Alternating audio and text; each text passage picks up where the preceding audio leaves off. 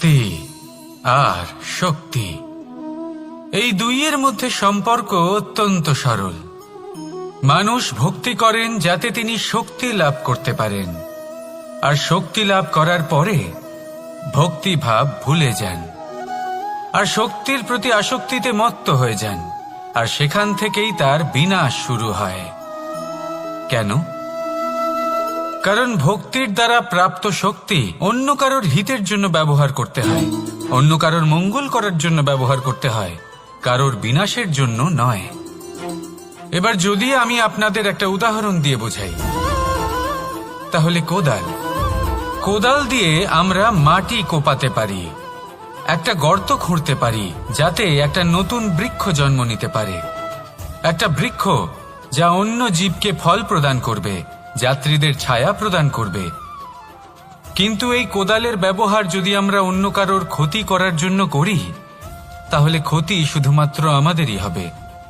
তাই জীবনে যদি আপনি কোনো শক্তি লাভ করেন, হয়তো ভক্তির দ্বারা বা অন্য যেখান থেকেই হোক, তার সদ্ব্যবহার করতে শিখুন, নয়তো এই প্রাপ্ত শক্তি আপনার পতনের কারণ হয়ে দাঁড়াবে। তাহলে আসুন আমার সাথে ভালোবেসে বলুন, রাধা রাধা। শক্তি এক অত্যন্ত বিচিত্র বস্তু, বা বলতে পারেন অনুভূতি। পিতা সবসময় চান যেন তিনি তার শক্তি পুত্রকে সঁপে দিতে পারেন, যাতে সে শক্তিশালী হয়, যাতে তার মঙ্গল হয়। তার পুত্র সবসময় চায় যাতে সে পিতার সেই শক্তি লাভ করে, কিন্তু সেই শক্তি লাভ করার জন্য পুত্র হওয়া যথেষ্ট নয়, যোগ্য পাত্র হতে হয়।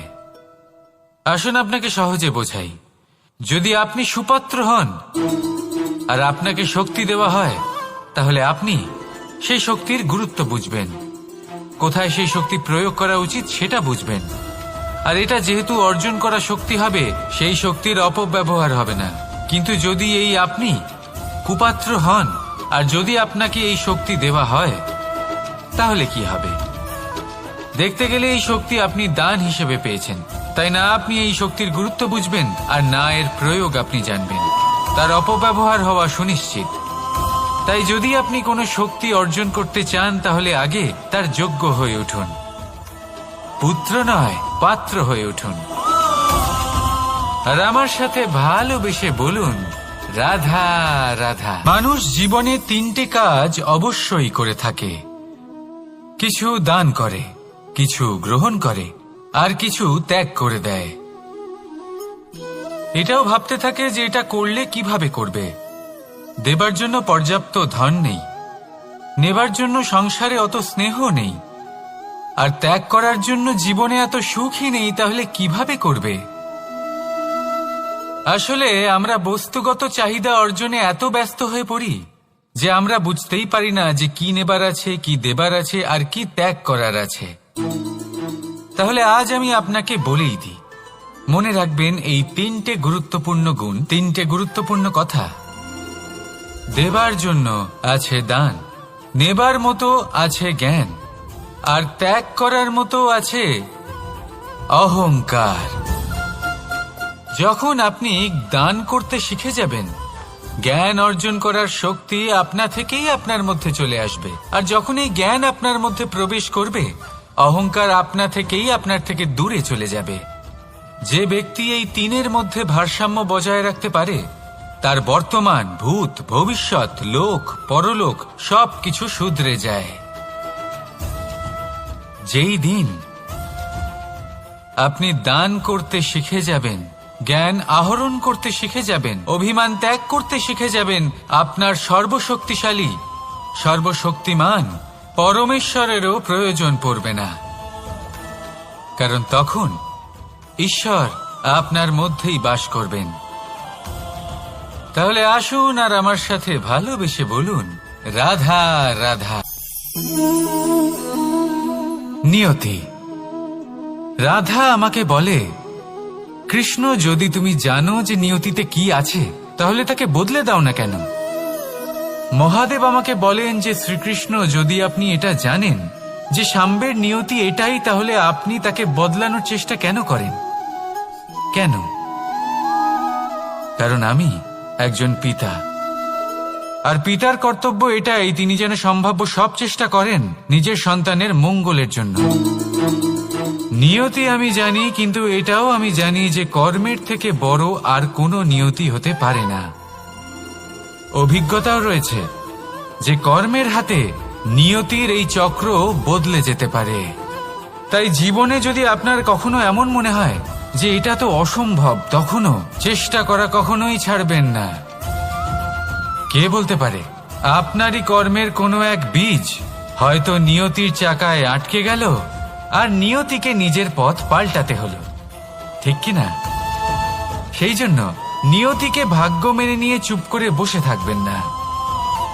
নিজের নিয়তি স্বয়ং নিজের কর্মের দ্বারা নির্ধারিত করুন, কারণ আপনার এই কর্মের ওপরেই আপনার অধিকার রয়েছে। আর এই অধিকারকে নিয়তি অনেক সময় সম্মানও করে। তাহলে আসুন আর আমার সাথে ভালোবেসে বলুন, রাধা রাধা। জীবনে অনেক সময় সমস্যা আমাদের চারদিক থেকে ঘিরে ফেলে। এই সমস্যা নানান ধরনের হতে পারে। আর্থিক সমস্যা হতে পারে, পারিবারিক সমস্যা হতে পারে, কোনো সম্পর্ক নিয়ে সমস্যা হতে পারে, কখনো কোনো দৈনিক সমস্যা হতে পারে, কখনো কোনো দ্বন্দ্ব হতে পারে, অনেক সমস্যা হতে পারে। কিন্তু যখনই কোনো সমস্যা আসে আমাদের মনে তার জন্য একটা উত্তর অবশ্যই থেকে থাকে, যা আমাদের অন্তরে রয়েছে। একে আমরা বলি আত্মা। আত্মা হলো পরমাত্মারই রূপ, আর পরমাত্মা তা কখনোই কিছু অনুচিত চাইবে না, তাই তো? এই আত্মা খুব ভালো করে জানে যে কোনটা উচিত আর কোনটা অনুচিত। যদি আসল বিষয়ের কথা বলি, তাহলে আপনাকে নিজের মনকে বুঝতে হবে, কারণ আত্মা তো পরমাত্মা থেকেই আসে। কিন্তু এই মন মানুষ জন্ম থেকেই প্রাপ্ত করে, যার বিকাশ হয় এই সংসারকে দেখে। যেদিন আপনার এই মন আর আপনার এই আত্মা এই দুই এক হয়ে যাবে, আত্মসাৎ হয়ে যাবে, সেদিন আপনার জীবনে না কোনো সমস্যা থাকবে, না কোনো ঝঞ্ঝাট থাকবে, না কোনো সংকট থাকবে, কারণ আপনার কাছে সেই সমস্ত সমস্যার সমস্ত বিপদের সমাধান থাকবে, আর তাও আপনারই অন্তরে। তাহলে আসুন আর আমার সাথে ভালোবেসে বলুন, রাধা রাধা। কথায় আছে, প্রত্যেক পুত্র তার পিতার প্রতিচ্ছবি হয়, আর সমস্ত প্রতিচ্ছবি চায় যেন সে তার অস্তিত্ব প্রাপ্ত করতে পারে।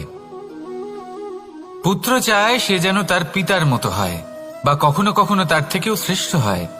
সেটা কোনো অনুচিত ব্যাপার নয়। অনুচিত তখন হয় যখন পুত্র নিজের পিতার মতো হবার স্বপ্ন পূরণ করতে গিয়ে বা তার থেকেও শ্রেষ্ঠ হওয়ার স্বপ্ন পূরণে অনুচিত পথের আশ্রয় নেয়, কারণ তারপরে সে তার পিতার গুণগুলি আত্মসাৎ করতে চায় না। সে শুধুই এটা চায় যে সংসারের চোখে যেন আমি শ্রেষ্ঠ প্রমাণিত হই। এটা অনুচিত।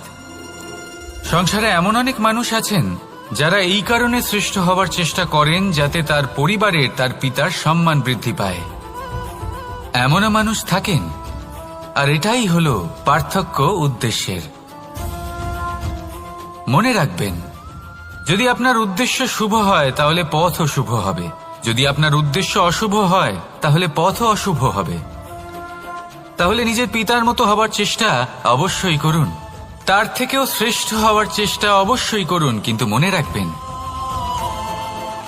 আপনার সংকল্প আর আপনার উদ্দেশ্য এই দুই শুভ হওয়া উচিত। তাহলে আসুন আর আমার সাথে ভালোবেসে বলুন, রাধা রাধা। শক্তি। শক্তি অর্জন করা এতটা কঠিন নয় যতটা শক্তি লাভ করার পরে সেই শক্তি সামলানো কঠিন হয়। কারণ যেই মানুষ শক্তি লাভ করে তার মনে গর্ববোধ জন্মায়, জন্মায় অহংকার, জন্মায় জেদ।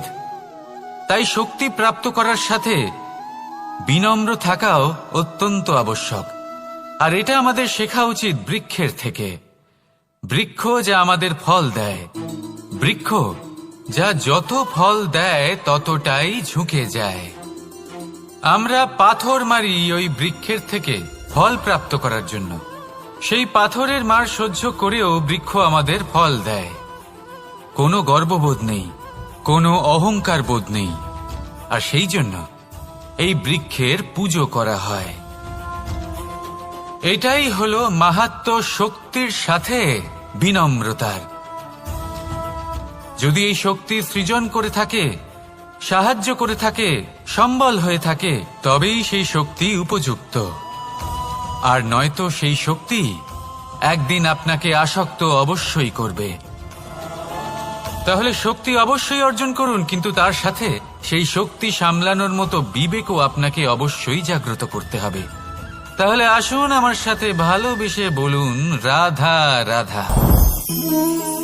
অহংকার অত্যন্ত বলশালী হয়। এই অহংকার মানুষকে কখনো নত হতে দেয় না।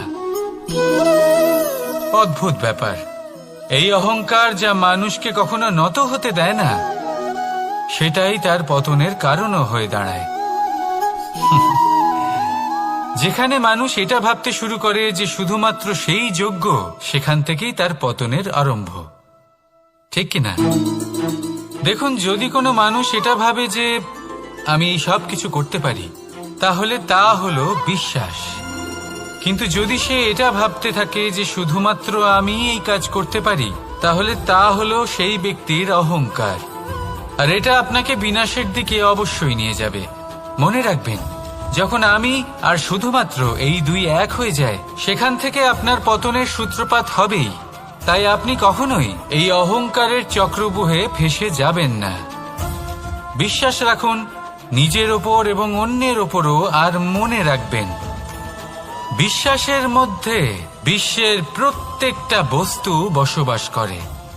তাই এই অহংকারকে ত্যাগ করে ফেলুন আর আত্মবিশ্বাসের ওপর মনোসংযোগ করুন।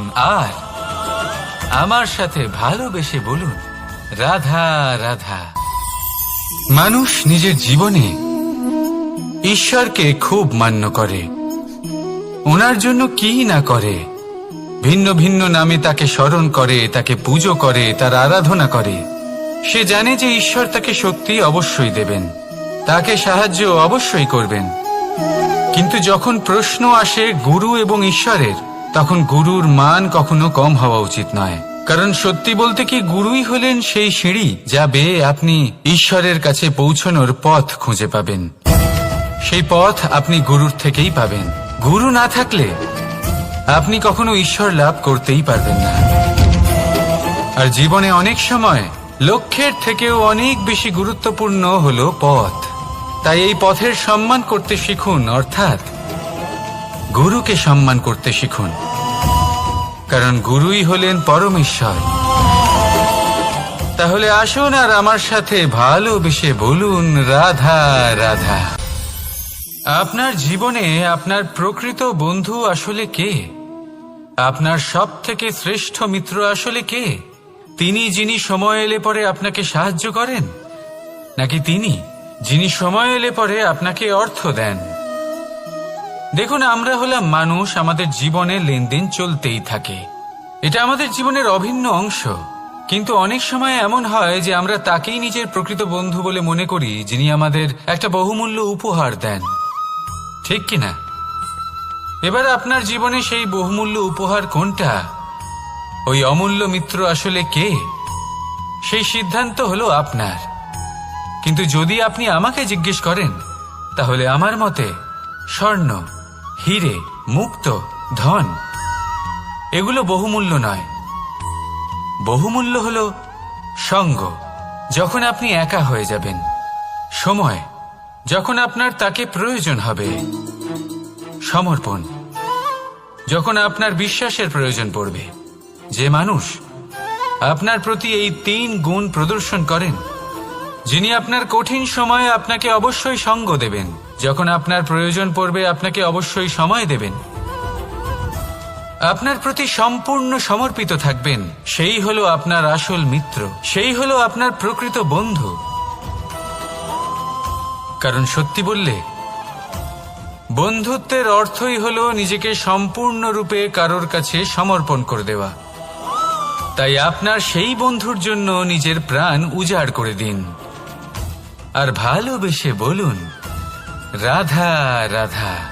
মানুষ জীবনে তিনটে কাজ অবশ্যই করে থাকে, কিছু দান করে, কিছু গ্রহণ করে, আর কিছু ত্যাগ করে দেয়। এটাও ভাবতে থাকে যে এটা করলে কিভাবে করবে। দেবার জন্য পর্যাপ্ত ধন নেই, নেবার জন্য সংসারে অত স্নেহ নেই, আর ত্যাগ করার জন্য জীবনে এত সুখই নেই, তাহলে কিভাবে করবে? আসলে আমরা বস্তুগত চাহিদা অর্জনে এত ব্যস্ত হয়ে পড়ি যে আমরা বুঝতেই পারি না যে কি নেবার আছে, কি দেবার আছে, আর কি ত্যাগ করার আছে। তাহলে আজ আমি আপনাকে বলেই দিই, মনে রাখবেন এই তিনটে গুরুত্বপূর্ণ গুণ, তিনটে গুরুত্বপূর্ণ কথা। দেবার জন্য আছে দান, নেবার মতো আছে জ্ঞান, আর ত্যাগ করার মতো আছে অহংকার। দৃষ্টি আর দৃষ্টিভঙ্গি, এই সমগ্র লীলা হলো এই দুইয়ের। বিচিত্র হতে পারে, কিন্তু এটাই সত্যি। এবার আপনাকে একটা উদাহরণ দিয়ে বোঝাই। অনেক সময় আপনি কোনো ব্যক্তিকে এটা বলতে শুনবেন যে আমি আমার নিজের উপরে গর্ব করি, আমি নিজেকে নিয়ে গর্ব করি, আমি খুব ভালোভাবে আমার মা বাবার সেবা করি, ওনাদের আমি সবসময় সুখী রাখি, ওনাদের আমি একটা বাড়ি দিয়েছি, সকল সুখ সুবিধা দিয়েছি, ওনাদের জীবনে প্রত্যেক জিনিস দিয়েছি আর দেব যা তাদের প্রয়োজন। এবার আমাকে বলুন যে আপনি কে হন? আপনি হলেন সেই বীজ যা আপনার মাতা পিতা রোপণ করেছেন। আপনার মা বাবাই আপনাকে এই সংসারে জন্ম দিয়েছেন। এবার এইসব কথার কি তাৎপর্য? এই হলো সেই ব্যক্তির দৃষ্টিভঙ্গি। এবার দেখা যাক এই প্রকৃতি আমাদের কি শেখায়। কখনো কোনো গাছকে দেখবেন, যখন সেই গাছে ফল আসে, সে মালিকে এটা বলে না যে দেখো আমি তোমাকে ফল খেতে দিচ্ছি। সেই বৃক্ষ এটা বলে না যে দেখো আমি তোমায় আহার করতে দিচ্ছি, কারণ ও জানে যে এটা হলো সেই মালির পরিশ্রম, এটা হলো তারই কর্মের ফল, আর এটা তারই পাওয়া উচিত। সে বলে যে তোমার জিনিস তোমাকেই অর্পণ করলাম, এ আমার জিনিস নয়। ও জানে সেই মালির গুরুত্ব আসলে কি, এটা হলো তার দৃষ্টিভঙ্গি। সেই জন্য আপনি জীবনে কোন ব্যক্তির মধ্যে, কোন পশু পাখির মধ্যে, কোন প্রাণীর মধ্যে, কোন পরিস্থিতিতে, কোন আবেগের মুহূর্তে কি দেখতে পাচ্ছেন, সেটা আপনার দৃষ্টিভঙ্গির উপরে নির্ভর করছে। তাই নিজের মনে ধন্যাত্মক ভাব জাগ্রত করুন, শুভ চিন্তা নিয়ে আসুন। এই ভাবনাই সত্য হয়ে সামনে আসবে। এই দৃষ্টিভঙ্গি এমন হয়ে যাবে যে আপনার জীবনে সবকিছুই শুভ হবে। তাহলে আসুন আর আমার সাথে ভালোবেসে বলুন, রাধা রাধা। কখনো কখনো মানুষ মনে করেন যে সে নিজেই সব থেকে বেশি শক্তিশালী, তিনি হলেন জ্ঞানী। দেখুন, এটা ভালো ব্যাপার যে আপনার মধ্যে শক্তি আছে, জ্ঞান আছে, আর এটা শুধু আপনার জন্য নয়, এই সমস্ত সমাজের জন্য, দেশের জন্য, সমগ্র পৃথিবীর জন্য অত্যন্ত আবশ্যক। কিন্তু এই কথাটাও বোঝা অত্যন্ত আবশ্যক যে এই জ্ঞান যেন কখনো অহংকার না হয়ে ওঠে। যখন মানুষের মধ্যে জ্ঞান থাকে তখন সে রাম হয়ে ওঠে। রাম, যিনি সমুদ্রের বুকে সেতু বানিয়েছিলেন, বানর সেনার দ্বারা রাক্ষস রাজকে পরাজিত করেছিলেন, আর চিরকালের জন্য সবার কাছে আদর্শ হয়ে উঠেছিলেন। আর যদি মানুষের মনে অহংকার জন্মায়, তাহলে সে রাবণ হয়ে ওঠে। দেশে বিদেশে যতই খ্যাতি থাকুক না কেন, সে রাক্ষস হয়ে ওঠে, নিজের সাথে সাথে সমস্ত কুলের বিনাশ করে বসে। এবার জ্ঞান নাকি অহংকার, আপনার কি চাই সেই সিদ্ধান্ত আপনার, আর আপনার এই সিদ্ধান্তই নিশ্চিত করবে যে আপনার কর্ম কি হবে, আর আপনার এই কর্মই নিশ্চিত করে দেবে আপনার প্রারব্ধ কি হবে। তাহলে শুভ কর্ম করুন আর আমার সাথে ভালোবেসে বলুন, রাধা রাধা। আপনি কখনো পাখিদের দেখেছেন? যেভাবে মানুষ তার সন্তানকে জন্ম দেয়, পাখিরাও সন্তানদের জন্ম দেয়। আর যেই তার সন্তান এই সংসারে প্রবেশ করে, সেই পাখি তাকে আগলে রাখে, তার যত্ন করে, ওর জন্য বাসা বানায়, ওর জন্য দূর কোথাও থেকে খাবার নিয়ে আসে, নিজের ঠোঁট দিয়ে ওর মুখে খাবার খাইয়ে দেয়, সবকিছু করে। কিন্তু একটা কাজ পাখি করে, কিন্তু মানুষ কখনোই করে না। যখন পাখি মনে করে যে তার সন্তান বড় হয়ে গেছে, ওকে এবার ওরা শিখতে হবে নিজেকেই আত্মরক্ষা শিখতে হবে, নিজের খাবার নিজেই খুঁজে আনতে হবে, তো সেই পাখি তার সন্তানকে বাসা থেকে বের করে দেয়। তারপর সেই পাখির সন্তান নিজে উড়তে শেখে, আত্মরক্ষা করতে শেখে এবং আস্তে আস্তে সে আত্মনির্ভর হয়ে ওঠে। কিন্তু মানুষ কি তার সন্তানের সাথে এটাই করে? কখনোই নয়।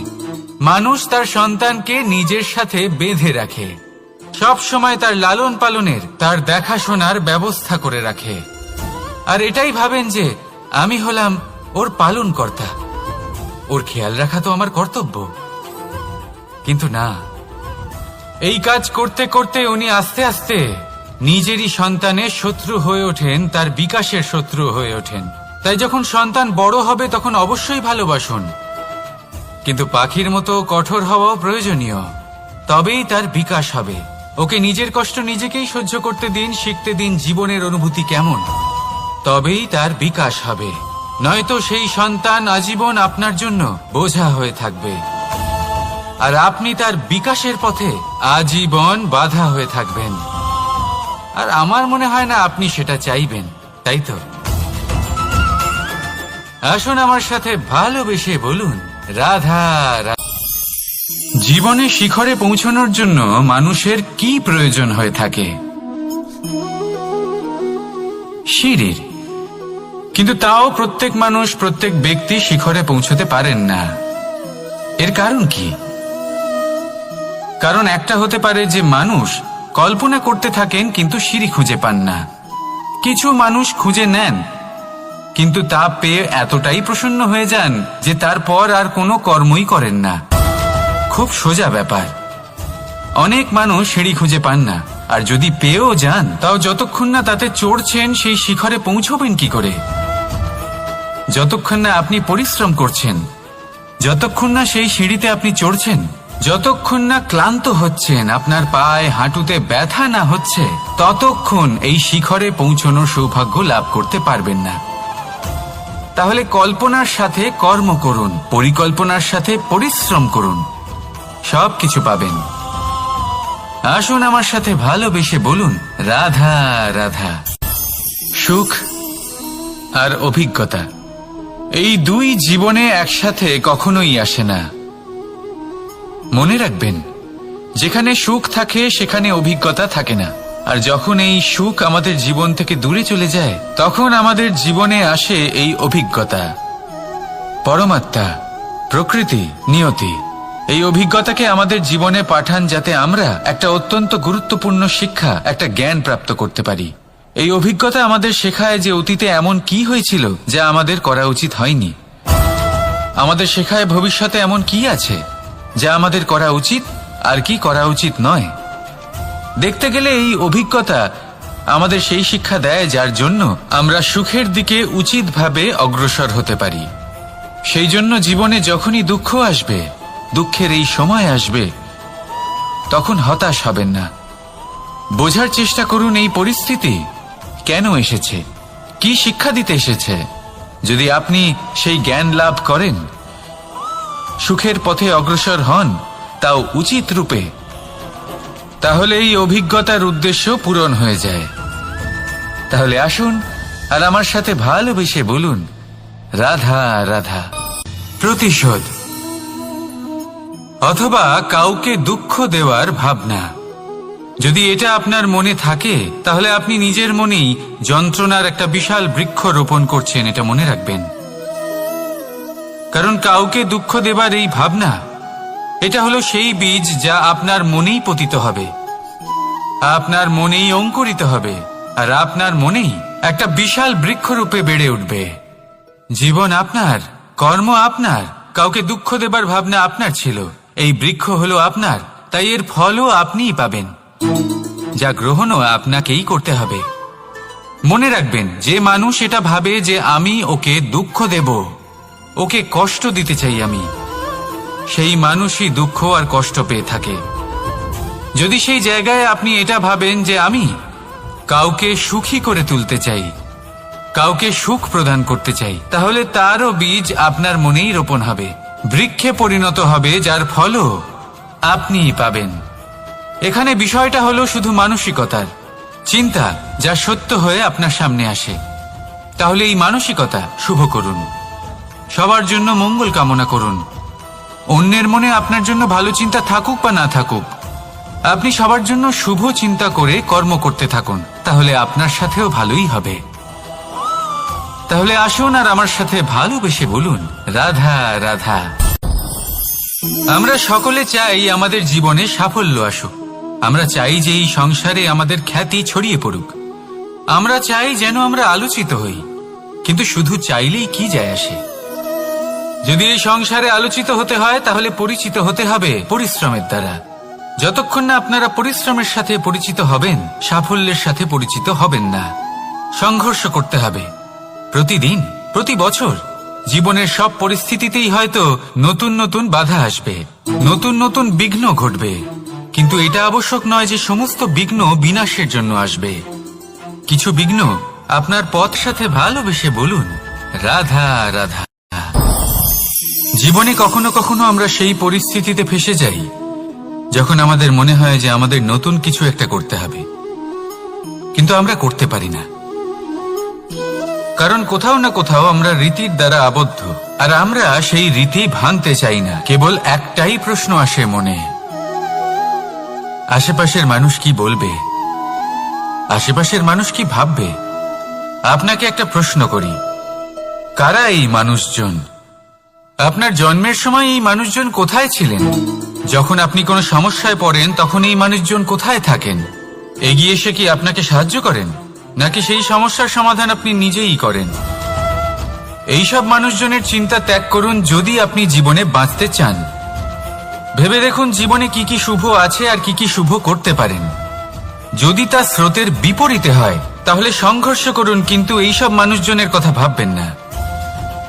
ভেবে দেখুন জীবনে আপনি কি কি শুভ কাজ করতে পারেন। এটা ভাবুন যে আপনি কখনো এমন কোনো কাজ করে ফেলেননি তো যার জন্য কারো হৃদয় আহত হয়েছে। শুভর দিকে নিজের চিন্তা কেন্দ্রীভূত করুন, আপনার জীবনে সবকিছু শুভই হবে। তাহলে আসুন আমার সাথে ভালোবেসে বলুন, রাধা রাধা। সমস্যা, কঠিন সময়, সংকট, বিপদ কার জীবনে নেই? প্রত্যেকের জীবনে আছে। কিন্তু আমাকে একটা কথা বলুন, যদি নৌকায় ঢেউকে ভয় পেতে শুরু করে, তাহলে সাগর পার করবে কে? কখনো কোনো ছোট্ট পিঁপড়েকে দেখেছেন, যে আকারে হয়তো ছোট হতে পারে কিন্তু বড় শিক্ষা দিয়ে যায়? কিন্তু আমরা শিখিই না। এবার দেখুন একটা পিঁপড়েকে, যে ভোজনের খোঁজে বাইরে বের হয়, একটা ছোট্ট দানা তুলে নেয়। ছোট দানা তোলে কারণ তার থেকে বেশি সে তুলতেই পারবে না। সে দানা নিয়ে চলতে শুরু করে, কোনো দেওয়ালে উঠে পড়ে, আবার পড়েও যায়। সেই দানা দূরে কোথাও একটা পড়ে যায়, তা আবার খোঁজে, তুলে নেয়, আবার চলতে থাকে। পড়ে যায় আবার ওঠে, পড়ে যায় আবার ওঠে। সেই দানাটা রেখে দেয়, আবার বেরিয়ে পড়ে ভোজনের খোঁজে। পরিশ্রম করতে থাকে কিন্তু হার মানে না। এই শিক্ষাই তো আমাদের প্রাপ্ত করতে হবে। নিরন্তর পরিশ্রম আর নির্ভীক হয়ে কর্ম করে যেতে হবে। এটাই হলো সাফল্যের মাধ্যম, এটাই হলো জয়ের মন্ত্র, অচ্যুত অজয় অস্ত্র। তাহলে আসুন আর আমার সাথে ভালোবেসে বলুন, রাধা রাধা। আজকাল আপনি দেখে থাকবেন যে মা বাবা শুধুমাত্র সন্তানকে ভালোবাসেন তা নয়, তাদের মোহেও জড়িয়ে পড়েন। বিদ্যালয়ে যখন পাঠান তখন সমস্ত সুযোগ সুবিধা দিয়েই পাঠান। চেষ্টা করেন যে সবসময় যেন সন্তান তাদের চোখের সামনেই থাকে। কিন্তু ভুলে যান এক অত্যন্ত গুরুত্বপূর্ণ কথা, যে সন্তানকে এক নতুন দৃষ্টিভঙ্গি দেওয়াই হলো ওনাদের কর্তব্য।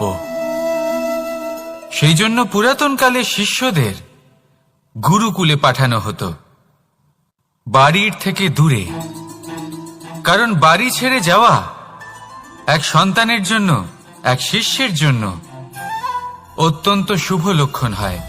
যখন সে বাড়ির থেকে দূরে, গৃহস্থের থেকে দূরে থাকবে, তখন এই সংসারকে সে এক নতুন দৃষ্টিভঙ্গি দিয়ে দেখবে, পরখ করবে, বুঝতে পারবে, আর সবকিছু নিজে থেকেই শিখে যাবে। শিখে যাবে কখন আক্রমণ করতে হয়, কখন পিছু হটতে হয়, কিভাবে এই সংসারের সম্মুখীন হতে হয়, আর এটা আপনার দৃষ্টি ওকে শেখাতে পারবে না, ওর অভিজ্ঞতা ওকে শেখাতে পারবে। তাই মনে রাখবেন, যদি আপনি চান যে আপনার সন্তানের বিকাশ হোক, তাহলে অনেক সময় ওকে নিজের থেকে দূরে নিয়ে যেতে হয়। যদি মোহে আবদ্ধ থাকেন তাহলে ওর বিকাশ কখনোই হবে না। তাহলে আসুন আমার সাথে ভালোবেসে বলুন, রাধা রাধা। এই সমগ্র সংসারের সব থেকে গুরুত্বপূর্ণ ব্যক্তি কে? স্বয়ং আপনি। নিজের জন্য তো বটেই, তাই না? কারণ যখন আপনি জন্মগ্রহণ করেন, নিজের চোখ খোলেন, এই সংসারে আসেন, তখনই তো এই সংসারকে আপনি দেখতে পান, অনুভব করতে পারেন।